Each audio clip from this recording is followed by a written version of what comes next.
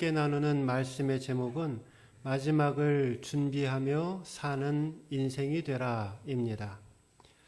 사도 요한은 오늘 말씀에서 종말에 관한 말씀을 주십니다.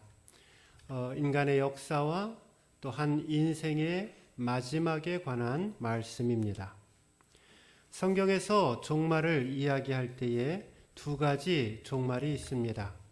첫째는 우주적 종말입니다. 이 우주적 종말이라고 하는 것은 예수님께서 이 세상의 마지막 때에 다시 오셔서 이 세상의 모든 인간들을 심판하시는 그 재림의 때를 가리킵니다. 두 번째는 개인적 종말입니다. 개인적 종말로는 우리 각자가 하나님께서 정해주신 그 삶의 길이를 다 마치고 나서 하나님 앞에 서게 되는 때를 이야기합니다. 우주적 종말론과 개인적 종말론에는 공통점이 있습니다. 어떠한 종말이든 간에 그 시각, 그 때에 대해서는 아무도 알 수가 없다라는 것입니다. 그래서 예수님은 이 종말의 날이 우리의 삶 속에 도적같이 임하게 될 것이다 말씀합니다. 그런데 이러한 종말론에 대한 주님의 가르침에는 우리가 반드시 기억해야 할 매우 중요한 가르침이 한 가지 있습니다. 종말론은 미래를 위한 가르침이 아니라 현재를 위한 말씀이다라는 점입니다.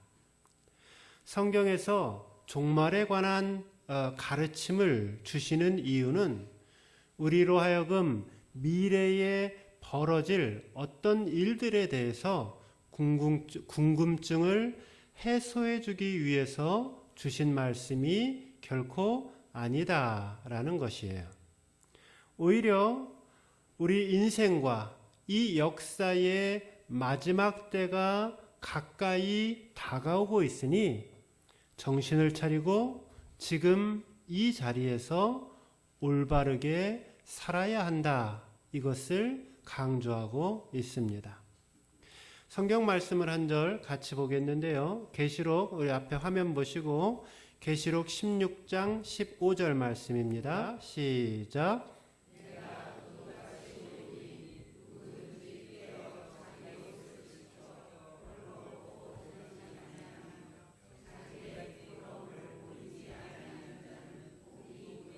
네, 여기 보면 내가 도둑같이 오리니 우리 주님께서 도둑같이 우리에게 오겠다 말씀하십니다.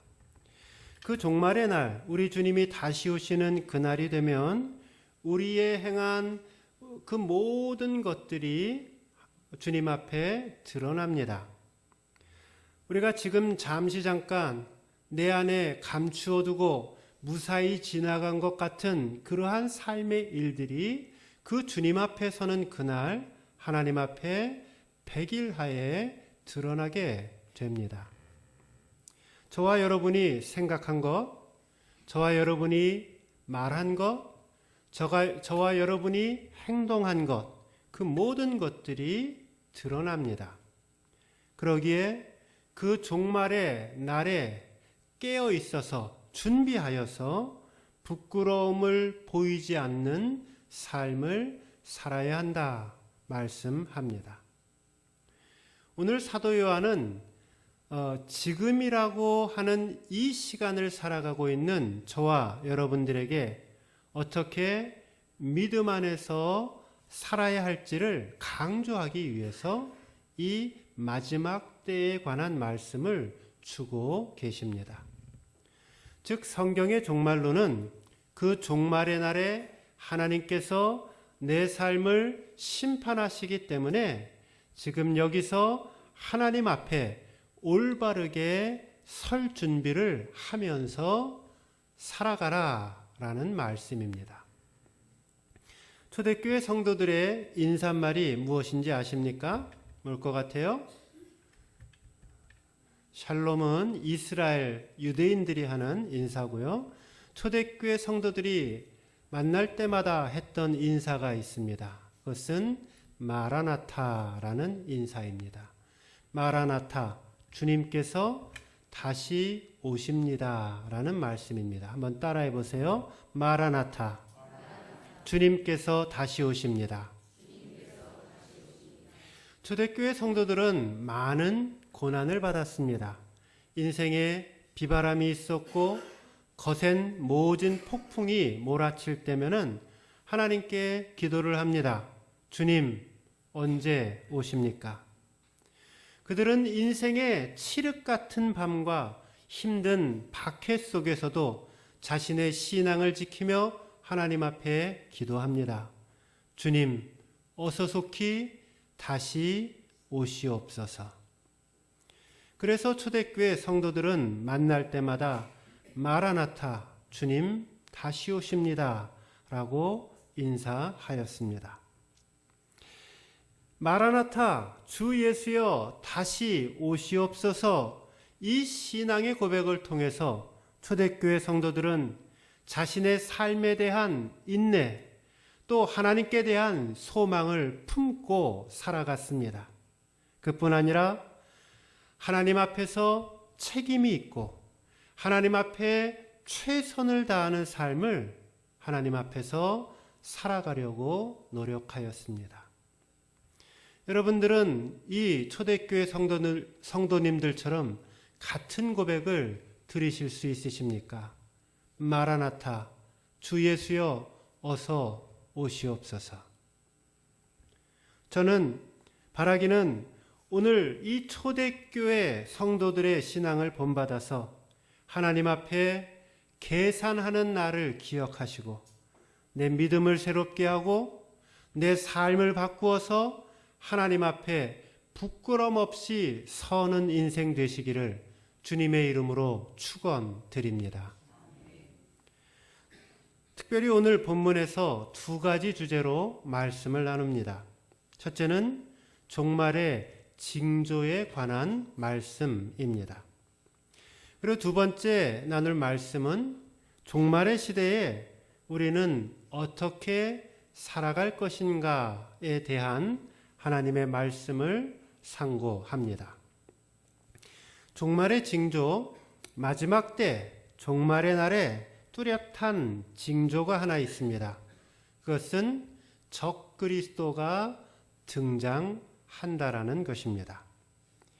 그래서 종말을 사는 우리 그리스도인들을 향해 사도 요한은 이 적그리스도를 경계하라 말씀합니다. 18절 말씀에 보시면은요, 여기 보면 많은 적그리스도가 일어났다라는 표현이 있습니다.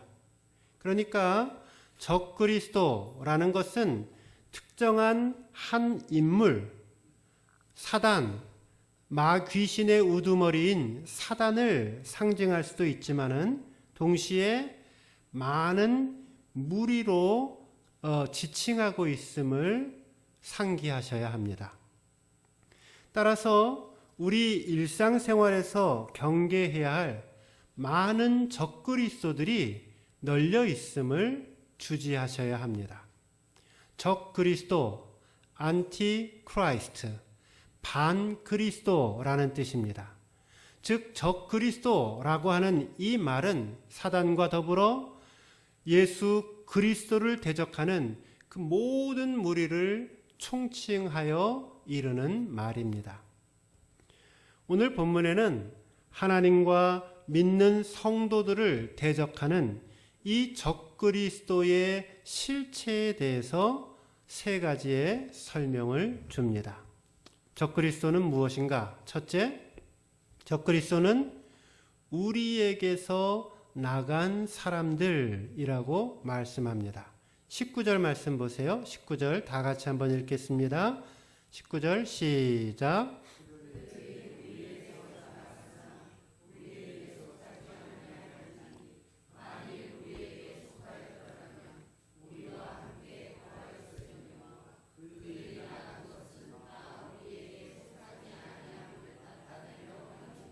네, 사도 요한은 그들이 지금 어디에서 나갔다 그랬어요?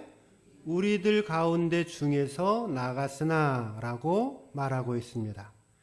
그러니까 초대교회 신앙 공동체를 떠난 일련의 사람들을 가리켜서 적그리스도들로, 그리스도를 반하는 사람들로 활약하고 있음을 알려줍니다.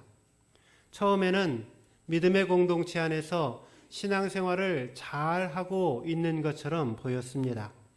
그러나 어느 시점엔가 믿음을 저버리고 이탈되어 나갔으니 그들의 신앙은 알곡이 아니라 쭉정이라고 선언하는 것이고 그들이 곧 적그리스도들이라고 선언합니다. 둘째로 적그리스도들은 예수님의 신성을 부인한다라고 말씀합니다. 22절과 23절 한번 수고스럽지만 같이 한번 다시 읽겠습니다. 22절 23절 시작.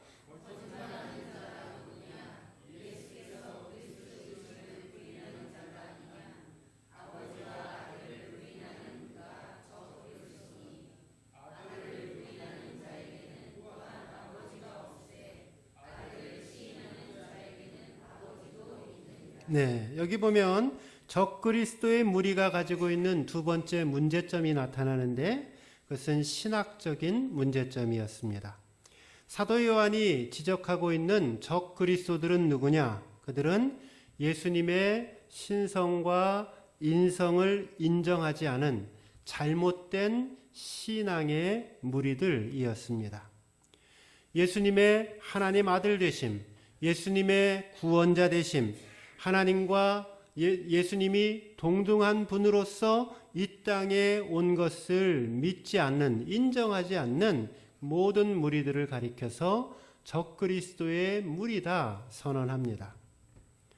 그런데 여기에서 주목할 것이 하나 있습니다. 사실 이 역사 속에 존재하는 그 어떤 이단 사상들도 자신이 공개적으로 예수님을 부인하지 않는다라는 점입니다. 그거는 심지어 요즘에 나와 있는 그러니까 우리 한국에서 발현되었던 무슨 통일교나 안식일교, 통일교 말고 또 뭐 있죠? 박태선 그 장로 그쪽이나 아니면은 최근에 나오는 무슨 안산홍이나 혹은 요즘 제일 많이 나가는 게 뭐죠? 신천지나 이런 데들도 다 마찬가지예요. 그들은 명시적으로 공개적으로 예수님을 부인하지 않습니다. 문제는 그들은 겉으로는 그렇게 교묘하게 예수님의 이름을 드러내지만 정작 그 밑바탕에는, 그 속에는 자신의 사리사욕을 채웁니다. 그러므로 오늘 이 23절에 나와 있는 아들을 시인한다라고 하는 이 말을 정확하게 이해해야 합니다. 여러분 성경을 한번 찾아보세요. 같은 요한 1서 4장 말씀입니다. 4장 3절에 보시면 같이 읽겠습니다. 시작. 예수를 시인하지 아니하는 영마다 하나님께 속한 것이 아니니 이것이 곧 적그리스도의 영이니라. 여기 보면 예수를 시인하지 아니하는 자는 하나님께 속하지 않았다 그랬죠. 그러니까 예수님을 시인해야 된단 말이에요. 그런데 이 예수님을 시인한다라고 하는 이 말은 예수님, 나는 예수님의 존재를 믿습니다. 나는 예수님이 하나님의 아들임을 믿습니다. 라고 말하는 것, 그렇게 생각하고 그렇게 받아들이는 것, 그 이상을 의미한다라는 것입니다. 예수님이 하나님의 아들이라고 하는 것은 귀신들도 알고 믿고 떠드니라 라고 야고보서는 선언합니다. 그러므로 아들을 시인한다 라고 하는 이 말은 예수님께서 나의 삶을 다스리실 수 있도록 나의 주권을, 나의 주인 되심을 예수님께 양도하는 것입니다. 여기가 신앙의 시작이고 여기가 하나님의 자녀가 되는 출발점이 됩니다. 목사님 설교를 들었고 내가 신앙생활 오래 해서 내가 예수님이 하나님의 아들인 것도 알고 나를 위해서 십자가에 달려 돌아가신 것도 알고 그리고 부활하시고 승천하시고 재림하시는 것도 알고 예수를 믿기만 하면 천국 가는 거 나 알아요. 그거 가지고 안 된다라는 겁니다. 그 말의 고백 가지고는 안 된다라는 겁니다.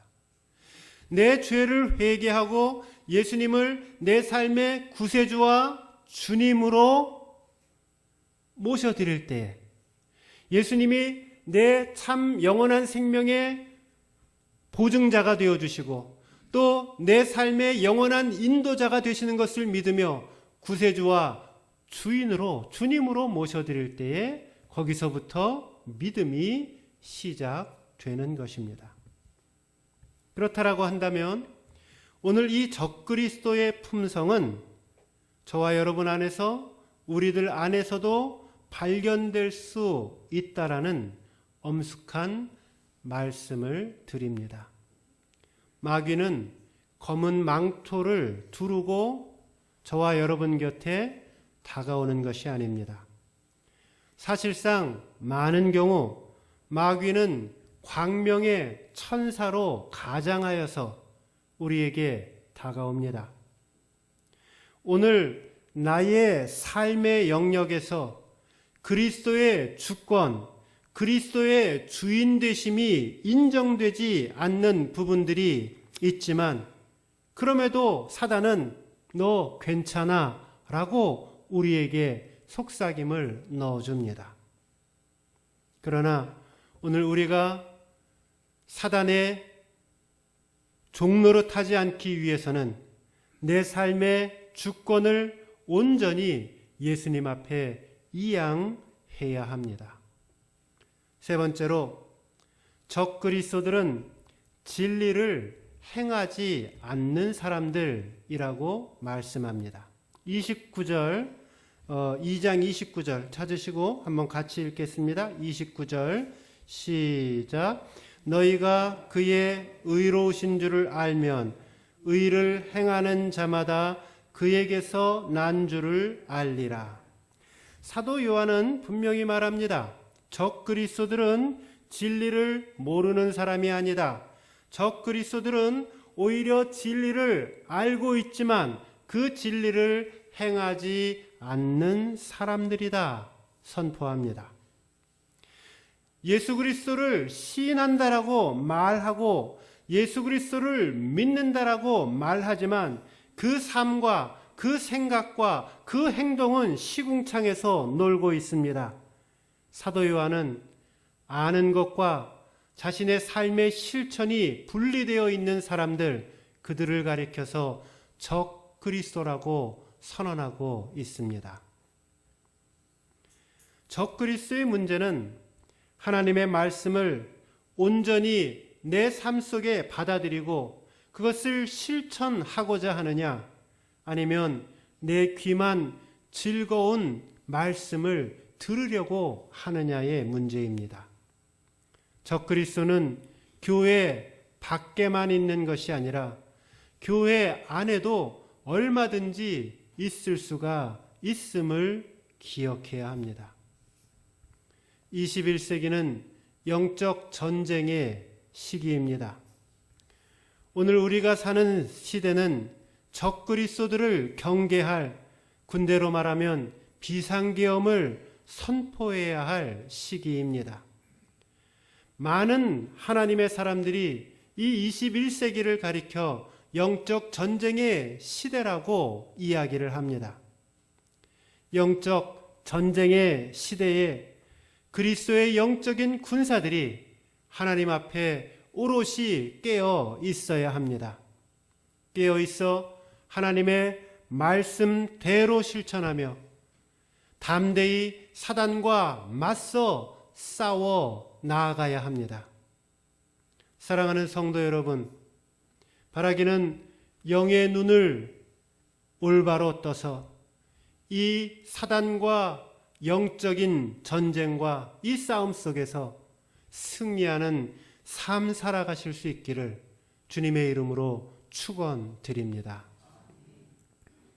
오늘 말씀은 종말을 사는 이 시대에 우리가 어떻게 하면 이 영적인 전쟁에서 승리하며 살 수 있는지를 알려줍니다. 어떻게 하면 우리가 영적 전쟁에서 승리할 수 있을까요? 첫째, 하나님의 말씀 안에 거해야 합니다. 따라해 보세요. 하나님의 말씀 안에 거하자. 하나님의 말씀 안에 거할 때에 이 영적 전쟁, 이 싸움 속에서 승리할 수 있습니다.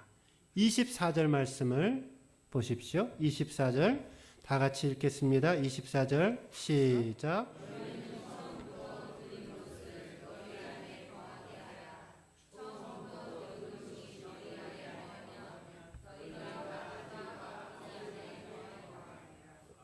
네, 여기 보면 처음부터 들은 것이라는 표현이 나오죠. 이것은 하나님의 말씀을 가리킵니다. 너희가 처음부터 들은 것, 그 하나님의 말씀 안에 거해야 한다 말씀합니다.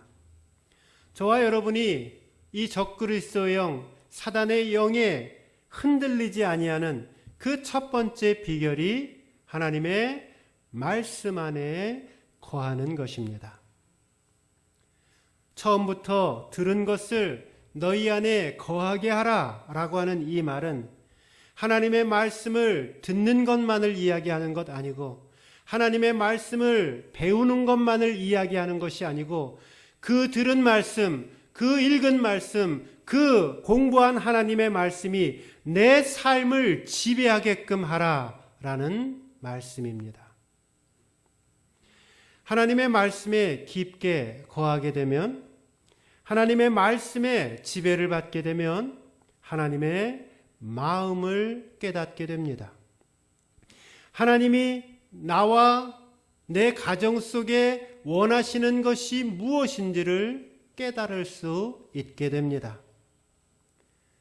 그리고 그 하나님의 말씀이 우리의 삶을 인도하며 복된 길로 살아가게 합니다. 말씀의 자리를 사모하십시오. 하나님의 말씀을 매일의 양식으로 삼으십시오. 하나님의 말씀이 내 삶 속에 퇴색이 되지 않도록, 하나님의 말씀이 죽은 말씀이 되지 않도록 하십시오. 하나님의 말씀이 내 삶 속에 역동적으로 살아 움직일 때에 우리는 사단의 유혹에서 벗어날 수 있습니다. 두 번째로 성령님의 다스림을 받아야 합니다. 한번 따라해 보세요. 성령님의 다스림을 받자. 말씀의 뿌리를 박을 뿐만이 아니라 이 영적 전쟁에서 승리하기 위해서는 성령 하나님의 다스림을 받아야 합니다. 27절 다 같이 읽겠습니다. 27절 시작.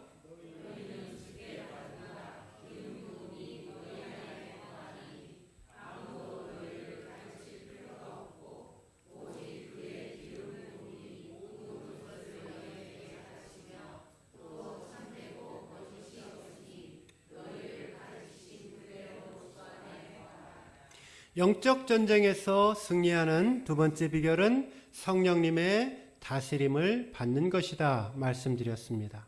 이 27절 본문에 보면 기름 부음이 너희 안에 거하나니 라는 말이 있죠. 이 말씀이 성령님의 다스림을 의미합니다. 사랑하는 성도 여러분, 신앙은 영적인 것입니다. 영적이다 라고 하는 이 말은 육신적이다 혹은 정신적이다 라고 하는 그 말 이상의 것을 의미합니다. 신앙은 우리의 마음의 양식에 좋은 말씀 듣기 위해서 하는 것이 아닙니다. 신앙은 우리의 영혼이 하나님 앞에서 살아가는 이 영적인 과정을 포함합니다. 오늘 내가 나의 영혼이 사단의 종노릇하지 않기 위해서는 하나님의 영, 성령의 지배와 다스리심을 받아야 합니다.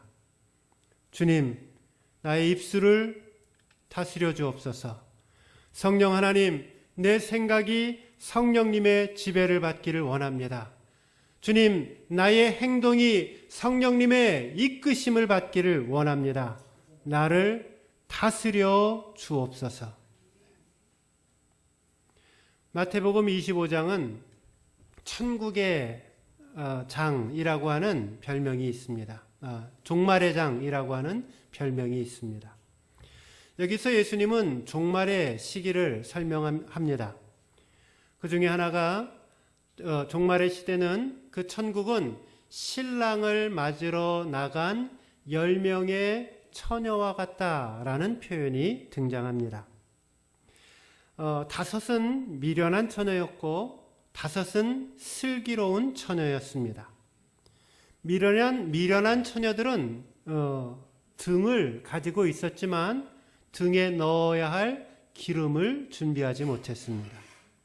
반면에 슬기로운 처녀들은 등을 준비하였고 그것과 또한 동시에 기름도 준비하였습니다. 밤중이 되었습니다. 누가 잤죠?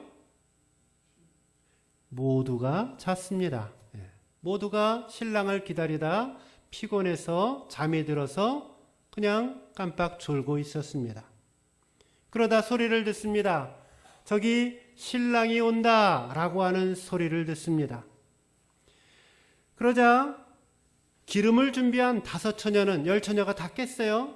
기름을 준비한 5처녀는 깨어서 일어나서 그 준비한 기름을 가지고 불을 켜고 신랑을 맞이하고 혼인잔치로 들어갑니다.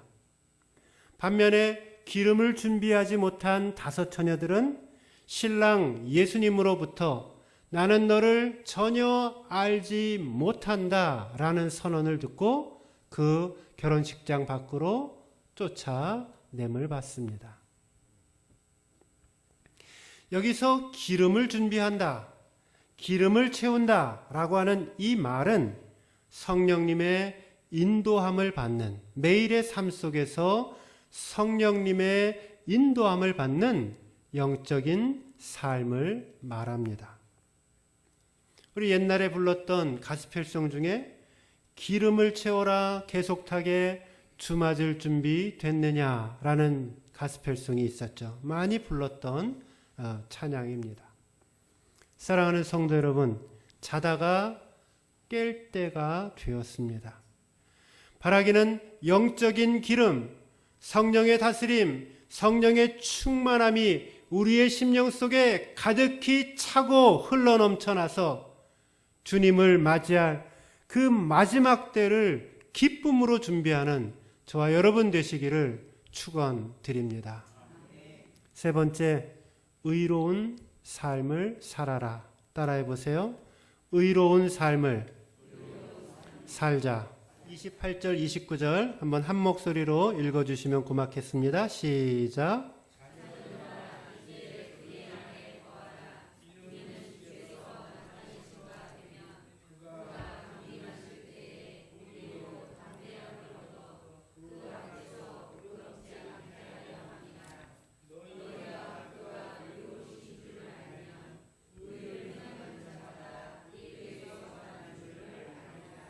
네, 여기 먼저 주의 안에 거하라. 오늘 귀한 찬양 너무 감사하고 주님 안에 거하는 삶을 살아야 할 것을 은혜롭게 나누어 주었습니다. 주님 안에 거하라 라고 하는 이 말씀은 성령님의 인도를 받는다, 성령님의 지배를 받는다는 말과 같은 말입니다. 주님의 안에 거하여서 성령님의 지배를 받아서 어떻게 살아야 되느냐? 하나님께서 의로우신 것처럼 저와 여러분이 의를 추구하면서 살아야 합니다. 우리가 왜 하나님의 말씀이 충만해야 합니까? 왜 우리가 오늘 성령 충만한 삶을 살아야 합니까? 우리가 왜 하나님 안에 거하여 예수 그리스도 안에 거하여 살아야 합니까? 그 이유는 그러한 영적인 능력을 통하여서 오늘 저와 여러분이 의로운 삶을 살기 위함이다 라고 선포합니다. 그 그게 지금 28절, 29절의 말씀이죠. 주님 앞에 부끄럽지 아니하고 우리의 삶 속에 의를 행할 때에 하나님이 우리가 하나님의 자녀인 것을 알게 될 것이라고 선포합니다. 한 청년이 소크라테스를 찾아왔습니다. 내가 진리를 알기 원한다 라고 했습니다. 얼마나 알고자 원하느냐 했더니 내 생명보다 간절히 알기를 원한다 라고 대답합니다. 소크라테스가 이 청년을 배에 태웁니다. 그리고 함께 강가로 나아갑니다. 그리고는 이 청년을 물에 집어넣습니다. 그리고 그 머리를 꾹 하고 30초 동안 누릅니다. 그리고는 숨을 쉬었겠죠? 그리고 다시 묻습니다. 무엇을 원하느냐? 그러니까 이 청년이 대답을 합니다. 진리를 알기 원합니다. 다음에는 이 소크라테스가 아무 말도 하지 않고 이번에 또 다시 물속에다 집어넣습니다. 이번에 1분을 물속에다 집어넣습니다. 그리고 다시 물 바깥으로 나온 청년에게 묻습니다. 무엇을 원하느냐? 그러니까 이 청년이 말합니다. 진리를 알기를 원합니다. 라고 이야기를 합니다. 소크라테스가 아무 말도 하지 않습니다. 다시 이 청년을 머리를 꾹 하고 물속으로 넣습니다. 3분의 시간이 흘렀습니다. 그리고는 다시 이 청년을 물 바깥으로 끄집어냅니다. 무엇을 원하느냐? 숨쉬기를 원합니다. 라고 대답을 합니다. 그러자 이 소크라테스가 비로소 이야기를 합니다. 그렇게 진리를 추구해야 한다. 라고 이야기를 합니다. 무슨 말입니까? 오늘 나의 마음이 어디에 가 있느냐라는 질문입니다. 우리가 이 사단과의 영적인 전쟁에서 승리하기 위해서는 하나님의 말씀 안에 거해야 합니다. 성령님의 인도를 받으셔야 합니다. 내 삶 속에 죄를 미워하되 피 흘리기까지 그 죄와 싸워 이기고자 해야 합니다. 그리고 물에 빠져 있는 사람이 숨쉬기를 소망하고 갈망하듯이 내 삶 속에 하나님의 의를 추구하며 살아가야 합니다. 사도 요한을 통해서 오늘 주님이 저와 여러분에게 가르쳐 주시는 말씀은 무엇입니까? 이제 우리가 장차 주님을 대면하게 될 것인데 내가 이처럼 너희들에게 이 하나님의 말씀 편지를 쓰는 이유는 우리가 하나님 앞에 서게 될 때에 부끄럽지 않게 하려 하기 위함이라 라고 말씀합니다. 사도 요한은 오늘 저와 여러분에게 인생과 우주의 마지막 때를 보여주면서 부끄럽지 않게 살아라 말씀합니다.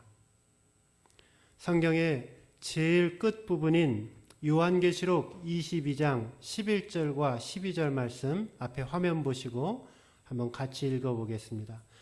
한번 같이 읽겠습니다. 시작.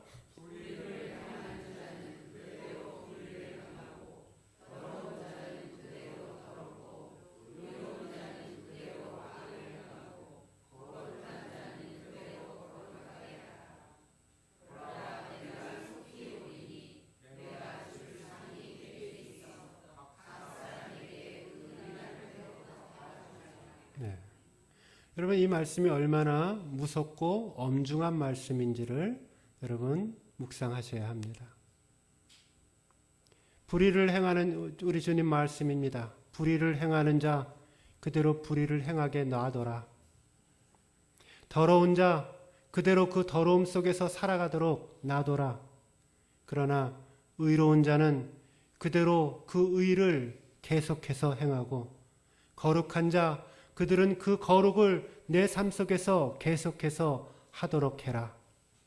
내가 속히 다시 올 것이니 내가 줄 상이 내게 있어 각 사람에게 그 일한 대로 그 행한 대로 갚아 주리라 말씀합니다.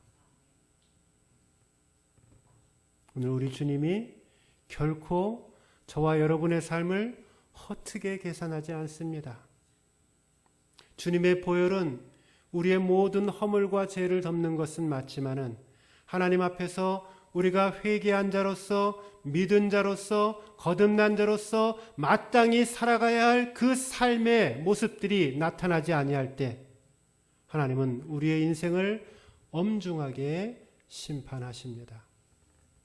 바라기는 하나님 앞에서 내 살아갈 인생의 날수, 주님 다시 오실 그날을 기억하면서 하나님의 말씀 그대로 실천하기를 결심하시고 날마다 성령님의 인도와 다스리심을 받으시며 하나님의 의를 추구하되 정말 숨을 간절히 쉬기 원하는 그 물속에 빠진 사람처럼 하나님의 의를 추구하며 살아가는, 그래서 주님 앞에 부끄럼 없이 설 수 있는 저와 여러분 되시기를 주님의 이름으로 축원드립니다. 기도하겠습니다.